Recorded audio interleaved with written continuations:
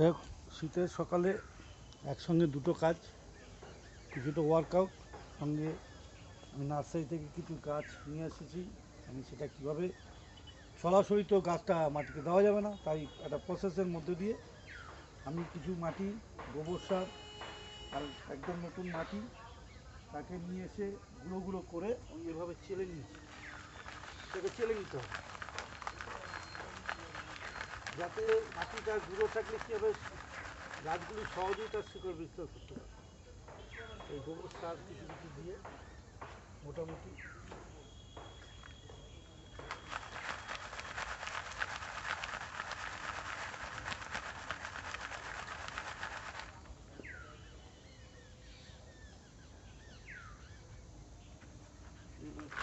কালকের জন্য আবার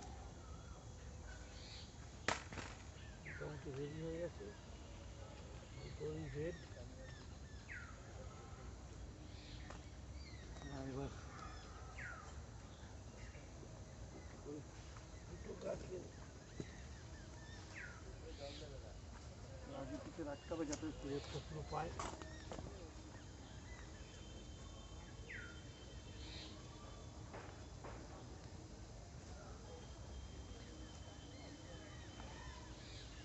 তৈরি মাটিও নিচে পড়ে গেছে।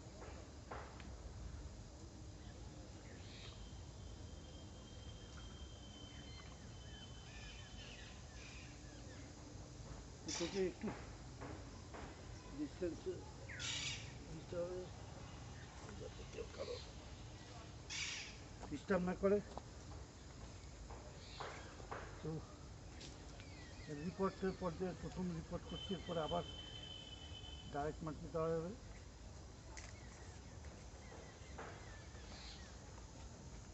দেখতে পাচ্ছেন বারুইপুরের পেয়ারা।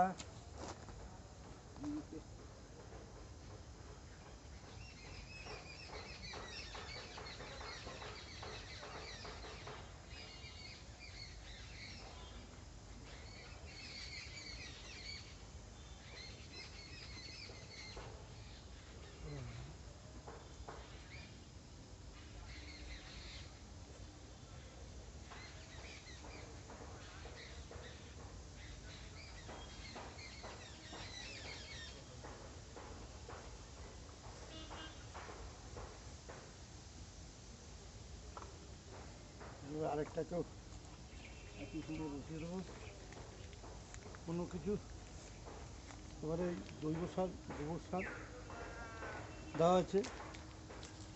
এই এখানে গাছটা দেখতে পাচ্ছেন, এইটাকে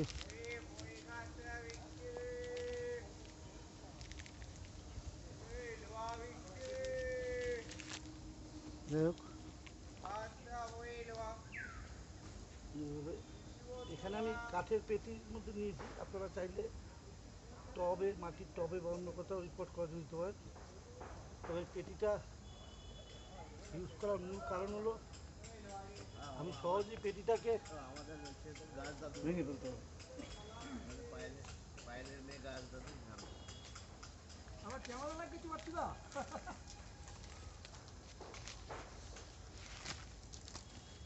আম গাছ মাটিগুলো কিছু আছে তো, তুমিও খরচা হয়ে গেছে গো। ও তো মাটি আনে কোদালের পেছন দিয়ে ভেঙে নিতে হয়। এই তো রেডি করছি ওইখানে।